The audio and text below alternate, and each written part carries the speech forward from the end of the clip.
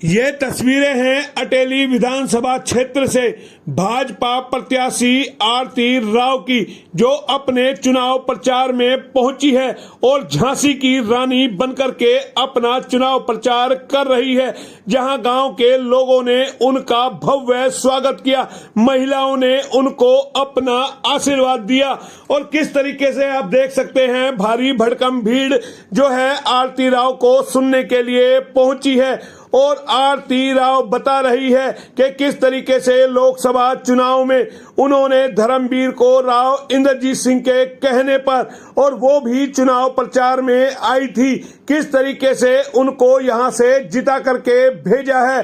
तो जाहिर है ये आरती राव का चुनाव प्रचार है, जिन्होंने अभी लोकसभा चुनाव में अपने पिता का पूरा चुनाव प्रचार संभाला था और अब उनकी बारी है। उनको भाजपा ने अटेली विधानसभा क्षेत्र से अपना उम्मीदवार बनाया है। अपने चुनाव प्रचार के दौरान वो लोगों को बता रही है कि जिस तरीके से गुरुग्राम में विकास हुआ है, उसी तरीके से विकास का पहिया अटेली में भी घूमेगा।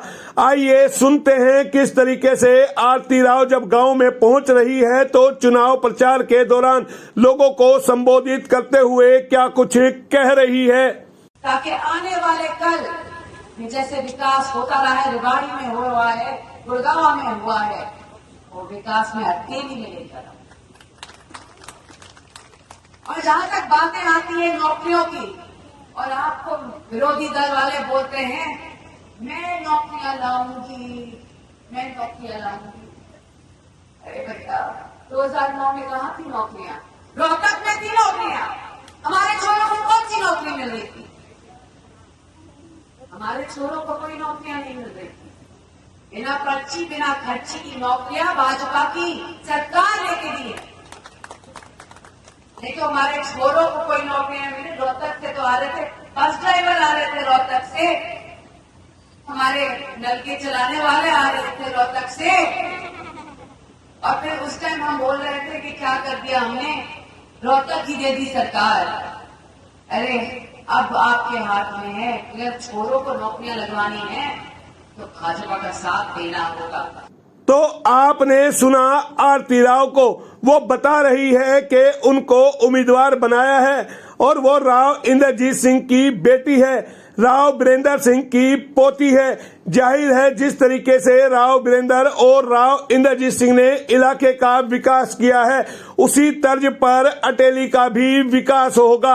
अटेली का लंबा सूखापन अब दूर करने के लिए कहीं ना कहीं महिलाएं उनको अपना आशीर्वाद दे रही है और भारी भरकम भीड़ उनके चुनाव प्रचार में पहुंच रही है। अभी हाल ही में हुए लोकसभा चुनाव में जिस तरीके से धर्मवीर को जिताया गया, उसके लिए भी वो बाकायदा लोगों का धन्यवाद कर रही है। सुनते हैं क्या कुछ वो कह रही है। कि अभी अभी लोकसभा का चुनाव हुआ और आपके बीच राव साहब आए थे चौधरी धर्मवीर जी के लिए वोट मांगने, और आप सभी ने ऐसी हवा बनाई थी उस वक्त कि पूरा महेंद्रगढ़ जिला उस हवा में बह गया था।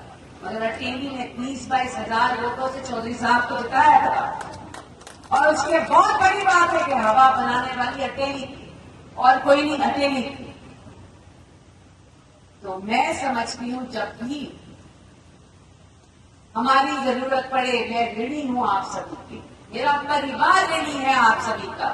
राव वीरेंद्र सिंह जी के वक्त से भी आप हमेशा हमारा साथ देते आए हो, तो अब ये ऋण चुकाने वाला वक्त है और मैं आप सभी के बीच आई हूं ताकि ये ऋण चुका सकूं, आपका साथ दे सकूं और इस विकास की राह में आप सभी का साथ, आपका साथ बन सके। तो आपने सुना किस तरीके से लोकसभा चुनाव में जिस तरीके से अटेली के लोगों ने धर्मवीर को भारी भरकम वोटों से जिता करके भेजा है, उसका भी धन्यवाद कर रही है। जाहिर है अब आरती खुद मैदान में है और अपने लिए उनको वोट मांगने पड़ रहे हैं, लेकिन जिस तरीके से लोकसभा चुनाव में उन्होंने कहे कि अपने पिता या फिर धर्मवीर के लिए वोट मांगे थे अटेली विधानसभा क्षेत्र में, उसी तर्ज पे अपने लिए वोट मांग रही है। और जिस तरीके का जन समर्थन आरती राव को मिल रहा है, उससे ये तस्वीर साफ हो जाती है कि अटेली में एक तरफा आरती राव के पक्ष में माहौल है